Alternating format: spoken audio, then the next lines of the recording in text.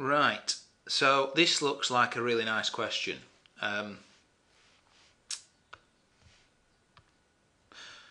Let's have a look at it.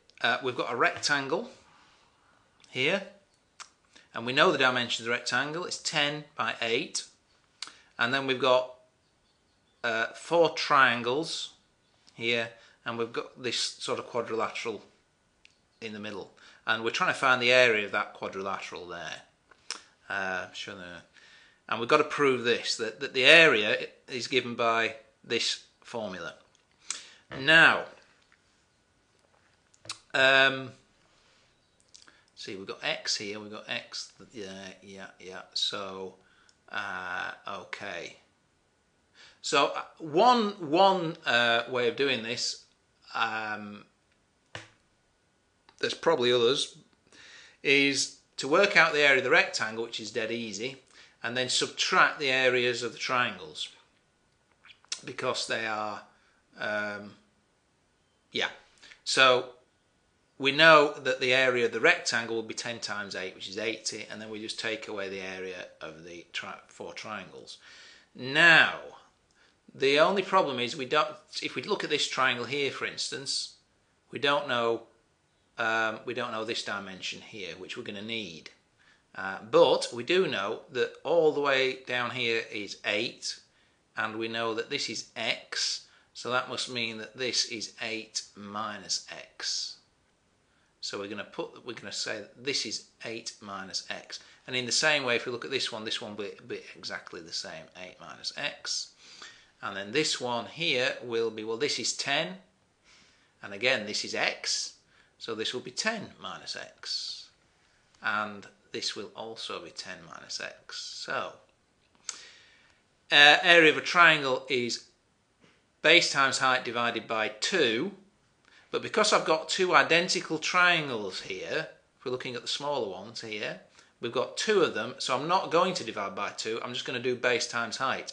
So I'm going to do x times 8 minus x. So I'm going to write that like that, because it's x times the whole of this, so I have to put the 8 minus x in brackets, and then I'm going to add on to that the area of the 2 bigger triangles, which will be x times 10 minus x. Base times height. Base times height. Okay, and there's 2 of them, so I'm not going to divide by 2 again. So that's that. So that's the area of the triangles. And then I'm going to simplify this first of all before we go any further. So I'm going to do x times 8 is 8x. X times minus x is minus x squared. Plus x times 10 is 10x. And x times minus x is minus x squared again. And then that will simplify to 8x plus 10x is 18x. And minus x squared minus another x squared is minus 2x squared. Okay. So that's the area of all the triangles. And then I've got to take that away from the area of the rectangle, which is 80. So I'm going to do 80, take away 18x minus 2x squared. Okay. And I've put that in brackets again because I'm taking that away, all of that away from 80. And also we've got lots of negatives knocking around, and so we're going to have to be very careful about our negative numbers here. So if we think of this as a minus 1 times the bracket, okay, we've got 80 here anyway.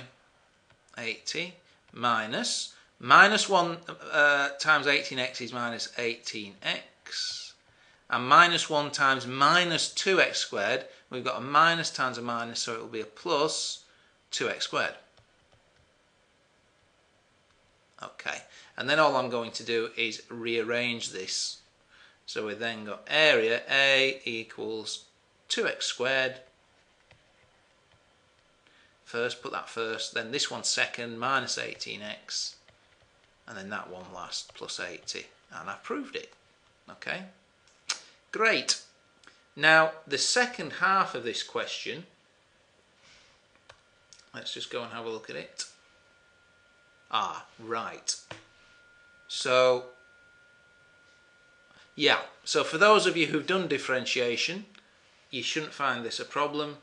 For those of you who haven't, maybe if you're doing you're doing a high paper but you're in a lower set, it may be that you haven't come across this.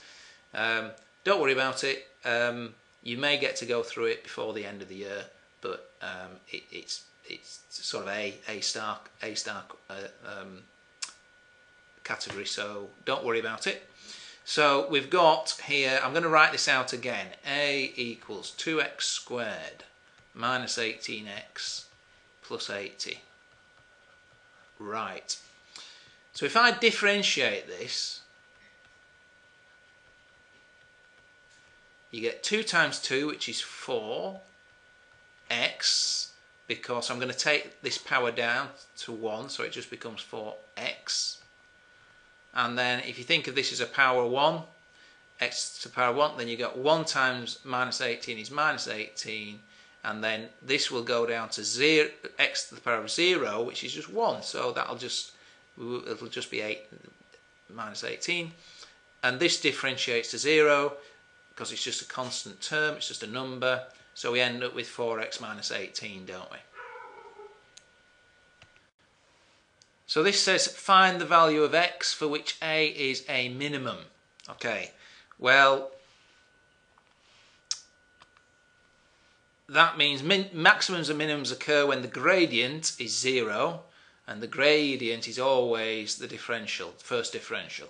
So we make this equal 0. So we've got 0 equals 4x minus 18, and then we find out what x is for that. So I'm going to add 18 to both sides, so I'll get 18 equals 4x. I'm then going to divide both sides by 4, so I'm going to get 4.5 equals x. So there we go, so x equals 4.5. So that's the value of x, where the gradient will be 0, and the question is it a minimum? This is what the next part asks us. It says explain how you know that a is a minimum, because it could be a maximum. You know, if we've got a graph, okay, how do we know that what we've found is a maximum or a minimum? Okay, well, the graph should tell us really, because we know that this is a quadratic graph. So we know that actually the graph that we've got is going to look like this. Something like that, isn't it? So because it's a quadratic and it's this way up, because this is a +2, which means it's going to be the right way up, that means that the minimum point, the turning point here will be a minimum. We know this.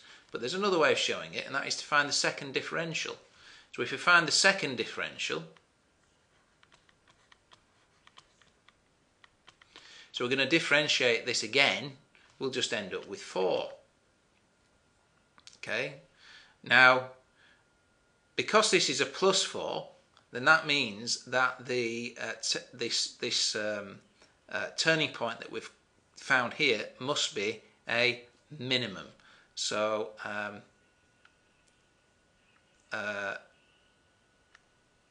so this is positive. So turning point must be a minimum.